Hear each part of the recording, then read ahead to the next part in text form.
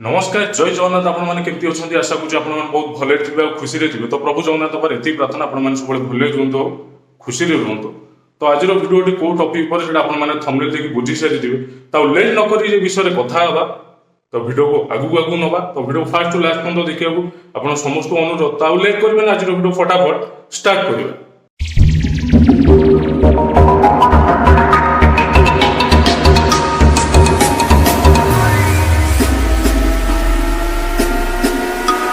बर्तमान टाइम ही गला दिन 10टा उठिली 7टा 7:30 उठिली आउ खरा कथा कहले न सर खरा तो आपण कौन कहबी टे बाहर को देखे दूँ खरा कौ टाइप रोच माने एत जोर खरा हो बाहर को आज्ञा जाई हूँ टोटाली है टे खरा को आपने देखी दिंतु ये खरारे बाहर को बाहर के कष्ट कौन कह सांग मैंने खरा देखु अलग टाइप रो पूरा बांफ बाहर शस्य माने पूरा पोड़ी मुहाँ तो जो टाइप रो खरा हो आम घर फंड देखो घर आगे कि ना है बास एमती बिल बाड़ी पूरा रोड साइड आम घर है यहाँ ठाकुर घर है यहाँ घर पछपट देखो सब टाइप पनीपरिया लगी अलरेडी पछपटे है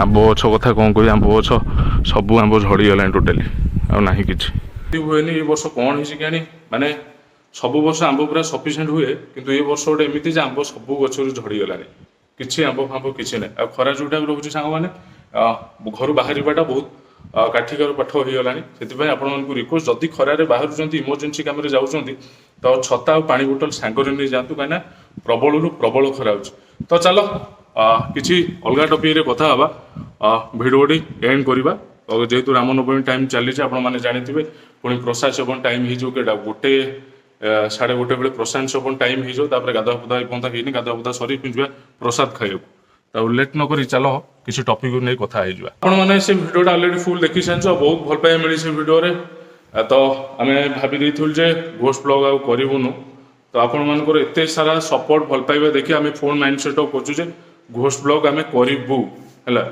तो गोटे जिन आप चिंता करूँ टिके बाय मिस्टेक जदि मु आगुरी 1000 भिडियो करी तो आपण मैंने 1000 भिडियो भी देखी थे जितु एंटरटेनमेंट चैनल कौ टाइप भिडियो पड़े कौन नहीं से आपने जानी तो कौन सी भिडियो आज पर्यटन फेक बनईनी तो ये भिडियो केमती फेक बनई आपमती भाभी पार्टी भिडियो आम फेक बनईबू बोली तो जदि आपने भावुं से जंगल मझे जो घर से काजू चाष किसी स्टोर हुए से स्टोर फोर किसी हुए गोटे घर कौ कालू गोटे होता कौन होता गोटे इटा पकाती ना कौन से घर होता से घर केवेठू बंद हो पड़ी आम पर सब पता लगे बुझिलु से घर किसी काजू फाजू स्टोर हुए ना एमती गोटे इटा भाटी लोक रही से घर होता ना आउ कि ना तो आपण मैंने थे भावतु जदि मु फेक भिडियो को मुझे खराब भावे निजे घृणा करे मु फेक भिडियो जो मैंने करती आउ गोटे जिन हूँ आपने भाभी दूसरी भिडियो आम किसी फेक करूँ बोली आगुरी केते मशाणी भिडियो जंगल सर्वाइव भिडियो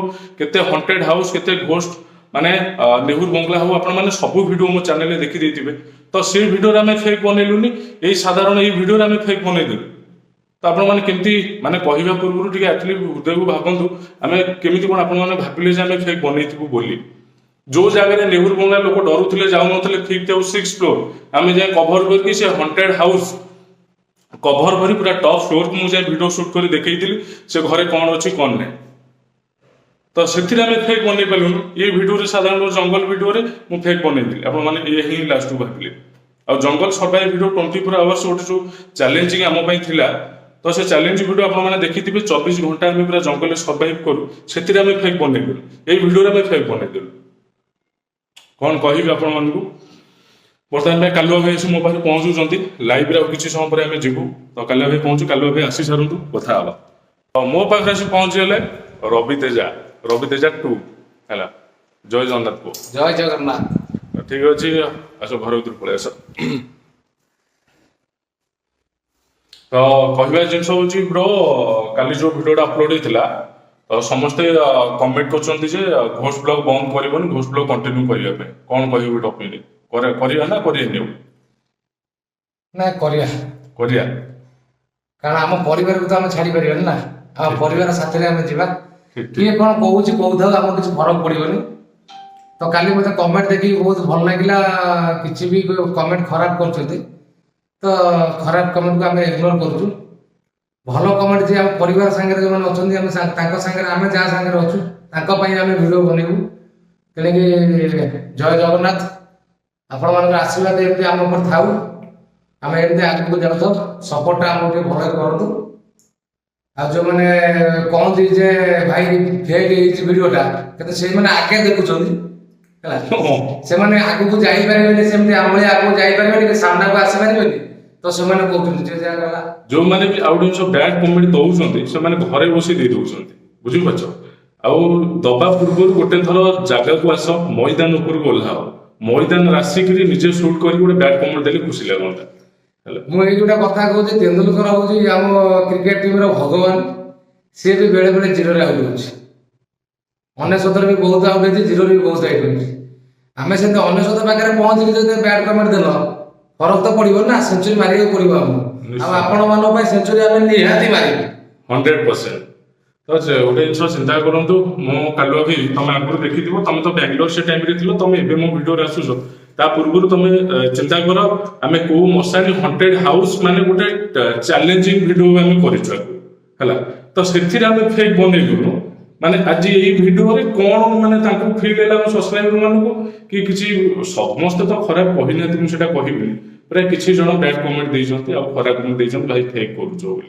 ଆଜି ପର୍ଯ୍ୟନ୍ତ ଫେକ୍ ହେଇପାରିଲେନି, ଏଇ ଗୋଟେ ଭିଡ଼ିଓରେ ଆମେ ଫେକ୍ ବନେଇଦେବୁ, କଣ କହିବ? ନାଇଁ, ଗୋଟେ ରିକ୍ୱେଷ୍ଟ କରିକି ମୁଁ କହୁଛି, ଯୋଉ ଭାଇ କହୁଛନ୍ତି ଯେ ଫେକ୍ ବୋଲିକି, ଦୟା କରିକି ଆପଣମାନଙ୍କୁ ମୁଁ ଖାସ୍ ଚ୍ୟାଲେଞ୍ଜ କରୁଛି, ମୁଁ କାଲୁଆ ଭାଇ ଚ୍ୟାଲେଞ୍ଜ ଦଉଛି, ଆପଣ ନିଜେ ଆମ ସାଙ୍ଗରେ ଆସିକି ରିଏଲିଟା କେମିତି ବନା ହୁଏ, କୋଉ ଟାଇପର ବନା ହୁଏ ଶିଖେଇ ଦେଇଯାଅ, ଥରେ ଶିଖେଇ ଦିଅ, ତାପରେ ଆମେ ସେଇଭଳିଆ ବନେଇବୁ।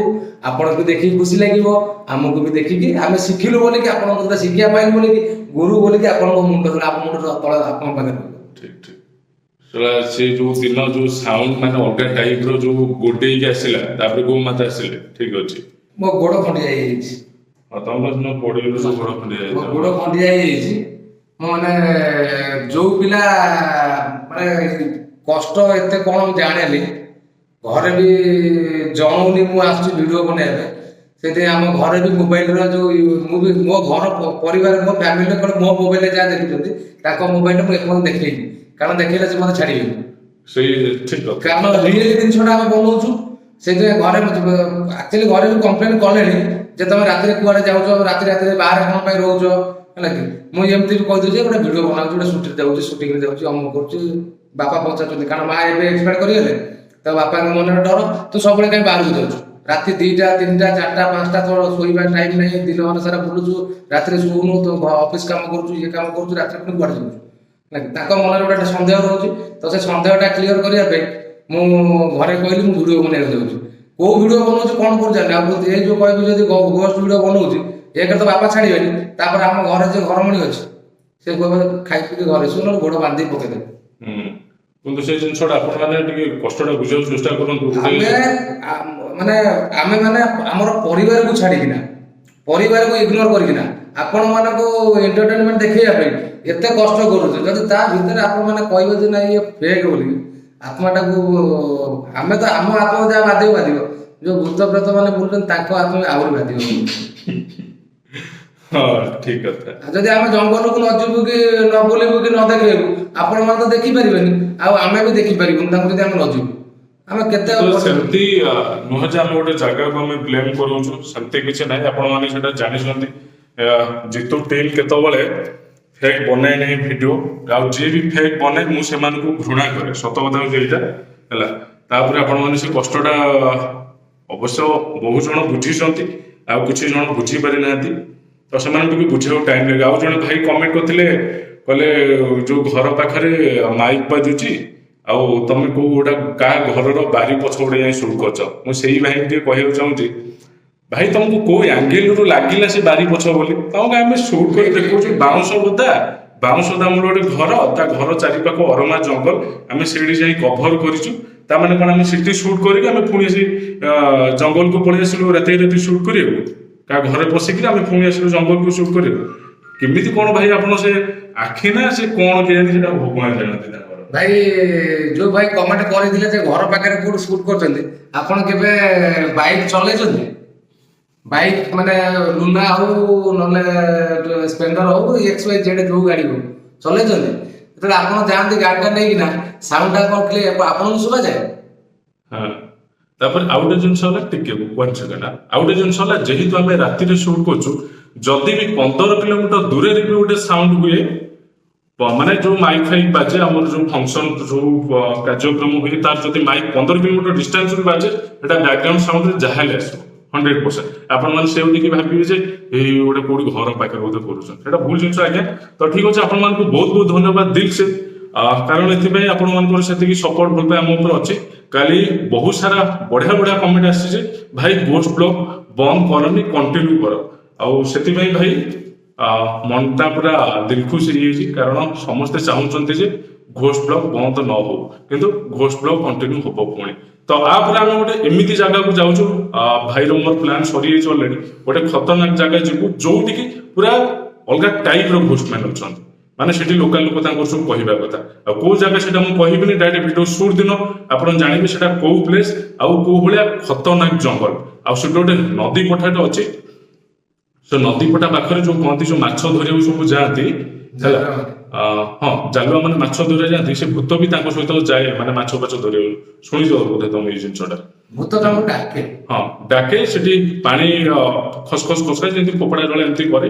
ଆଉ ତା ପାଖରେ ପୁରା ଜଙ୍ଗଲକୁ ପୁରା ଲାଗିଛି ନଦୀ ପଠା, ପୁରା ଖତରନାକ ପ୍ଲେସ। ସେ ଜାଗା ହଉଛି ଆମ ଘରଠୁ 50-55 କିଲୋମିଟର ହେଇଯିବ, କିନ୍ତୁ ଯାହା ବି ଯେତେ କଷ୍ଟ ହଉ ମେନ୍ ହଉ ଆମେ ସେ ଜାଗା 100% ଯିବୁ। ଆପଣଙ୍କୁ ରିଆଲିଟିଟା କଣ ଆମେ ଦେଖେଇବୁ। ଆପଣ ମାନେ ଥରେ ଭାବନ୍ତୁ, ଯଦି ଆଜି ଯାଏ ଯେତିକି ଏଣ୍ଟରଟେନମେଣ୍ଟ ଚ୍ୟାନେଲରେ ଯଦି ଫେକ୍ ଭିଡିଓ ପଡିନି, ଆଜି ବି ଫେକ୍ ଭିଡିଓ ପଡିବ ନାହିଁ, ଏଟା ଓପନ ଚ୍ୟାଲେଞ୍ଜ ଆପଣମାନଙ୍କୁ। ଆଉ ଯଦି ଭିଡିଓରେ କିଛି ବାଇ ମିଷ୍ଟେକ୍ ରହୁଛି ତ ଆପଣ କମେଣ୍ଟ କରି ଜଣାନ୍ତୁ, ଆମେ ତାକୁ ସୁଧାରିବାକୁ ଚେଷ୍ଟା କରୁ। ଯେମିତି ପାଥଦୂତ ଗୁରୁ କହିଲେ ରାଜୁ ପଛରେ ରହି କଣ କହୁଛି, ଆକ୍ଚୁଆଲି ସେମିତି ଫେକ୍ କିଛି ନାହିଁ। ରାଜୁକୁ ଆଉ ଡର ଲାଗୁଥିଲା, ସେଟା ଡରିଲେ କେବଳ କାନ୍ଦେ, ପ୍ରବଳ ଜୋରେ କାନ୍ଦେ, ସେଥିପାଇଁ ସେ ପାଖରେ ଗେଞ୍ଜି ହେଇଛି ଛିଡା ହୁଏ। ତ ଠିକ ଅଛି, ଏଭଳି ଭୁଲ ଆଉ ହବନି। ଆଉ ସେକେଣ୍ଡ ଜିନିଷ ହେଲା, ତାପରେ ଗୋଟେ ଖତରନାକ ଭିଡିଓ ଆସୁଛି, ୱେଟ୍ କର। ନେକ୍ସଟ ଭିଡିଓ ଗୋଟେ ଚ୍ୟାଲେଞ୍ଜିଂ ଭିଡିଓ ସହିତ ଆମେ ଆସୁଛୁ, କାଲୁଆ ଭାଇ, ମୁଁ ଆଉ ରାଜୁ। ଚ୍ୟାଲେଞ୍ଜିଂ ଭିଡିଓ ସହିତ ଆମେ ଦେଖା ହେବ ନେକ୍ସଟ ଘୋଷ୍ଟ ବ୍ଲଗରେ। ତ ସେ ଯାଏଁ ବିଦାୟ ଦିଅନ୍ତୁ, ଜିତୁ ରହିଲି, ନମସ୍କାର, ଜୟ ଜଗନ୍ନାଥ। ମୁଁ ଗୋଟେ କଥା କହୁଛି, ବହୁତ ପିଲା ବି ମତେ କହିଛନ୍ତି କାଲୁଆ ଭାଇ ଘୋଷ୍ଟ ଭିଡିଓରେ ତମେ ବହୁତ ଭଲ ଇଏ କରୁଛ, ଆଉ ତମେ ବହୁତ ସାହସୀ, ଆଉ ତମେ ବି ଗୋଟେ ଚ୍ୟାନେଲ ଖୋଲ। ଚ୍ୟାନେଲ ଖୋଲିବିନି, ଏଇଥିପାଇଁ ଚ୍ୟାନେଲ ଖୋଲିବିନି, କିନ୍ତୁ ରାଜୁ ଜିତୁ ହଉଛି ମୋ ଜୀବନ। ଏବେ ନୁହଁ, ଆଗରୁ ଆମେ ବି ସାଙ୍ଗ ହେଇଥିଲୁ, ଏବେ ବି ଅଛୁ। ମୁଁ ବାଙ୍ଗାଲୋର ଥିଲି 22 ବର୍ଷ, ଜିତୁ ସାଙ୍ଗରେ ମୋର ଏତେ ଲିଙ୍କ ଥିଲା, କିନ୍ତୁ ଏତେ ଲାଇଭରେ ଏମିତି କେବେ ଦେଖା ଚାହାଁ ହେଇନଥିଲୁ। କିନ୍ତୁ ବର୍ତ୍ତମାନ ଜିତୁ ଚ୍ୟାନେଲକୁ ଛାଡ଼ିକି ମୁଁ ଯାଇପାରିବିନି। ଯୋଉ ଭାଇ ମାନେ କହୁଛନ୍ତି ଚ୍ୟାନେଲ ଦେଖିବେ, କାଲୁଆ ଭାଇ ଗୋଟେ ଚ୍ୟାନେଲ ଖୋଲ, ଜିତୁ ଚ୍ୟାନେଲକୁ ଆସନ୍ତୁ, ଯେତେବେଳେ ଆସିବେ କାଲୁଆ ଭାଇ ପାଇବେ। ଠିକ ଠିକ, ଦେଖିବା ଟ୍ରାଏ କରିବା ଗୋଟେ ଖୋଲିବାକୁ। ଠିକ ଅଛି, ଦିଲ୍ସ ଆପଣମାନଙ୍କୁ ବହୁତ ବହୁତ ଧନ୍ୟବାଦ, ଆପଣମାନଙ୍କର ଏତେ ସାରା ସପୋର୍ଟ ଆଉ ଭଲ ପାଇବା ପାଇଁ। ଆଉ ଅପେକ୍ଷା କରନ୍ତୁ, ନେକ୍ସଟ ଏକ ଚ୍ୟାଲେଞ୍ଜିଂ ଘୋଷ୍ଟ ବ୍ଲଗରେ ଆମେ ଆସୁଛୁ ବହୁତ ଶୀଘ୍ର। ଜୟ ଜଗନ୍ନାଥ।